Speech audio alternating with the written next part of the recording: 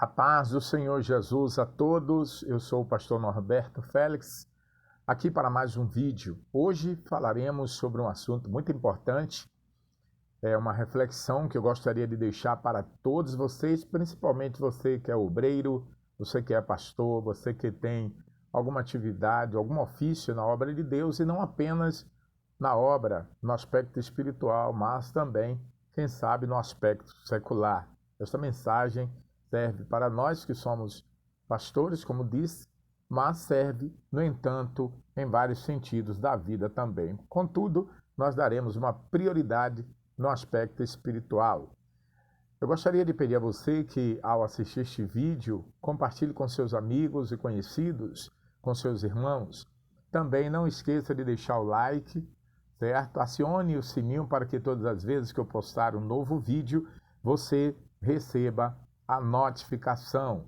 Também deixe o seu comentário. O seu comentário é muito importante para o crescimento do nosso canal, porque a nossa intenção é pura e esta intenção é levar a palavra de Deus ao máximo de pessoas possível que nós possamos alcançar. E lembrando que quanto mais você compartilhar este vídeo, muito mais ainda Deus irá abençoar a sua vida, tá bom? Então, hoje nós iremos falar ou tratar sobre o tema Cuide da vinha dos outros, mas não se esqueça da sua. Qual o texto áureo, o texto base para a nossa reflexão, para esta orientação espiritual de hoje? Cantares de Salomão, capítulo 1, versículo 6, parte B, tá? Olha o que o sábio Salomão orienta e fala sobre este versículo, dentro deste versículo, com relação a este assunto. Puseram-me por guarda das vinhas, a minha vinha, porém, não guardei. Observem que o próprio sábio Salomão está falando, né? Ele ficou responsável, né? Aqui o autor vai dizendo que neste cântico, que ele foi colocado por guarda das vinhas. Contudo, da vinha dele, que era tão importante, ele não guardou. Guardou as dos outros, guardou as dos outros e não guardou a sua própria vinha. Então, nós tiramos algumas lições deste texto sagrado, deste versículo, nesta parte B do versículo 6 deste capítulo 1 de Cantares, dentro desse tema, cuide da vinha dos outros, mas não esqueça da sua. Então, nós sabemos que, às vezes, o pastor pode estar envolvido em atender o bem-estar espiritual do seu rebanho, não é verdade? Que, lamentavelmente, ele acaba negligenciando o seu próprio bem-estar espiritual. Muitas vezes nós nos preocupamos tanto com os outros que esquecemos de cuidar de nós mesmos. E é isso que o texto sagrado está tentando nos despertar, certo? Então, esta é uma das razões principais que levam ao fracasso os ministros do Evangelho. Então, é uma palavra de Deus, um conselho, uma orientação para nós que somos ministros, que temos o ofício, sim, de cuidar da igreja de Deus, mas temos que cuidar da nossa própria vida espiritual. Não podemos negligenciar o nosso bem-estar espiritual. Como você está? A igreja que você pastoreia, que eu pastoreio, está bem? Ok. Mas e você? E eu? E nós? Espiritualmente, como estamos? Estamos bem? Estamos tão bem quanto deveríamos estar? Então, dentro e com base deste pequeno versículo que lemos, porque a parte B deste versículo, eu gostaria de trazer aqui pelo menos 3 princípios invioláveis para você que está tendo o cuidado daquilo que colocaram você na responsabilidade, né, que a vinha é o povo de Deus, e você tem que cuidar desta vinha, contudo não pode esquecer da sua.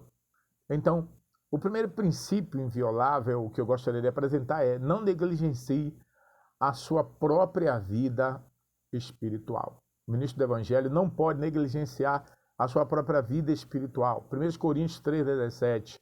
Olha o que o apóstolo São Paulo escreve à igreja de Corinto. Se alguém destruir o templo de Deus, Deus o destruirá. porque o templo de Deus, que sois vós, é santo. Então, ao negligenciar a nossa própria vida espiritual, nós estamos causando danos ao nosso templo, né? Ao nosso corpo. E nós somos templo do Espírito Santo. E o apóstolo São Paulo chama a atenção sobre isto nesta sua carta à igreja de Corinto, né?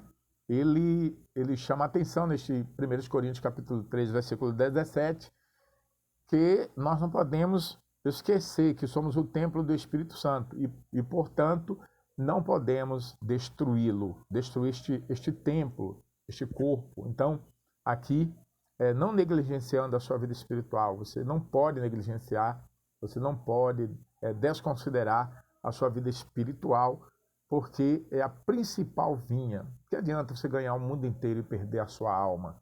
E que adianta você cuidar de tantas pessoas e não cuidar de si mesmo? Então, cuide de si mesmo para que você tenha capacidade de cuidar das pessoas. Segundo princípio inviolável que eu gostaria de apresentar com base no tema: cuide da vinha dos outros, mas não se esqueça da sua. Permita que a palavra de Deus seja arraigada em seu coração.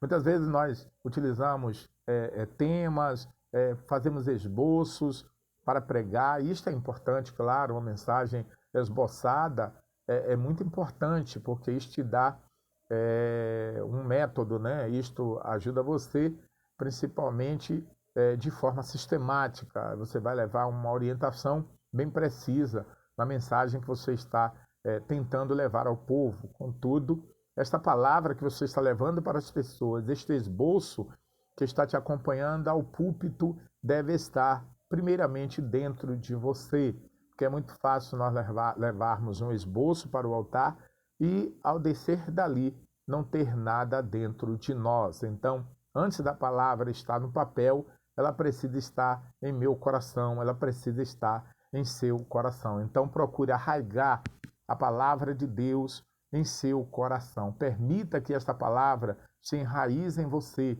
porque quando você transmitir para as pessoas, o mesmo efeito que ela estará exercendo na vida daqueles que estão te ouvindo, exercerá também na sua própria vida, na minha própria vida. Ao permitir que a palavra de Deus seja arraigada em seu coração, ela fortalecerá em sua própria vida e na sua experiência pessoal. Porque quando nós enraizamos a palavra de Deus está enraizada em nosso coração, arraigada em nosso coração, ela fortalece, né, a nossa vida pessoal e também ela nos traz uma experiência, né? Ela nos ajuda, nos fortalece também na experiência pessoal. Aí então, quando você tem esta palavra arraigada, enraizada no seu coração, o que é que acontece? Você não será mais aquele pregador, né? Aquela pessoa que prega apenas recitando sermões, né? Você não vai estar pregando apenas algo que você ouviu dos outros, mas você irá ministrar na sua própria experiência, né? Você terá então, você será uma pessoa que estará pregando aquilo que você realmente vive, uma experiência que você tem, né? E isto se torna uma realidade quando você está pregando com base naquilo que está enraizado no seu coração, certo? Então, ao invés de você, ou seja, isto impedirá que você passe a tentar compartilhar coisas que nem você mesmo compreende. Muitas vezes tem pessoas que pegam um esboço muito bonito, baseado nas mensagens de outras pessoas, mas ele simplesmente está levando aquele assunto, mas ele não compreende o que ele mesmo está pregando ali para outras pessoas. Mas quando a palavra de Deus está enraizada no seu coração, a coisa é diferente. Na verdade, Mateus 7, versículo 24, é o texto para este tópico que eu estou falando agora. Mateus 7, 24, o próprio Senhor Jesus diz que aqueles que escutam as minhas palavras e praticam, né, assemelhá-lo-ei ao homem que edificou a sua casa sobre a rocha. Então, desceu a chuva, sopraram os ventos, correram os rios, deram com ímpeto naquela casa, mas ela não caiu, porque estava edificada sobre a rocha. E estar edificado sobre a rocha é ter a palavra de Deus enraizada no seu coração. Então, permita que a palavra de Deus seja arraigada, enraizada em seu coração. Terceiro, para a gente finalizar, deixe a palavra de Deus se personificar em você. Observe, é muito importante quando a palavra de Deus está personificada em você. Personificar é algo que acontece, ou a personificação é algo que acontece quando uma coisa que você usava de certa forma, agora passa a se tornar como se fosse uma pessoa, algo que conversa com você mesmo, algo que você faz e lida com ela como se você estivesse fazendo parte disto, entendeu? Então, isto é muito importante. A palavra de Deus se personificar em nós. É como se a palavra de Deus se tornasse uma pessoa dentro de nós, que conversa com a gente, fala com a gente. Você já tem uma experiência de quando você pega um texto bíblico, que você vai ler, e você sente aquela palavra falando com você? Isto é a palavra personificando dentro de você. Então, isto é muito importante quando existe esse processo tão importante da personificação da palavra de Deus em você. À medida que a palavra de Deus vai se tornando personificada em sua vida, você então se tornará uma mensagem de Deus. Quando a palavra de Deus já faz parte de você, está enraizada dentro de você, você agora se torna uma mensagem. Você se torna uma mensagem de Deus para as pessoas.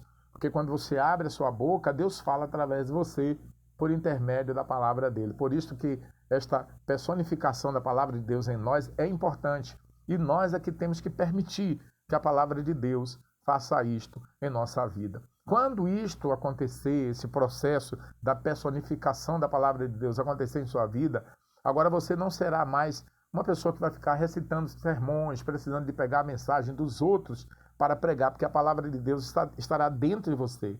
Não desprezando, não desprezando os sermões. Existem muitos sermões preparados que são uma bênção, não é verdade? Tem homens de Deus aí, muitos pregadores que têm muitos sermões que são muito importantes. Você, inclusive, seguir o exemplo, pegar aquele sermão, te dar uma experiência. Mas quando você começa a personificar a palavra de Deus, a dar uma importância pela leitura da palavra, meditando, com um coração simples, humilde, com oração, com dedicação, com aquela vontade de conhecer a palavra de Deus para transmitir para outras pessoas, você vai deixar de ser um recitador de sermão, porque você passará a ser uma mensagem de Deus para as pessoas.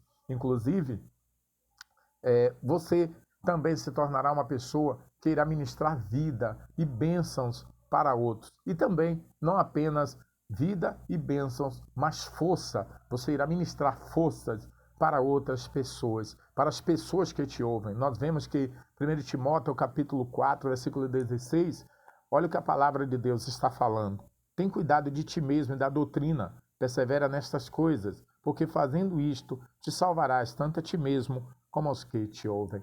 Então, eu espero que esta palavra, que esta meditação de hoje, essa reflexão, tenha ajudado você. Você que está começando agora, você que também, quem sabe, já tem uma certa experiência, já tem uma certa vivência, mas a vida é vivendo e aprendendo. Se nós guardarmos estes conceitos tão importantes em nossa vida, teremos uma bênção com certeza para a vida de outras pessoas. Então guarde esses 3 princípios. Não negligencie a sua própria vida espiritual. Permita que a palavra de Deus seja arraigada em seu coração.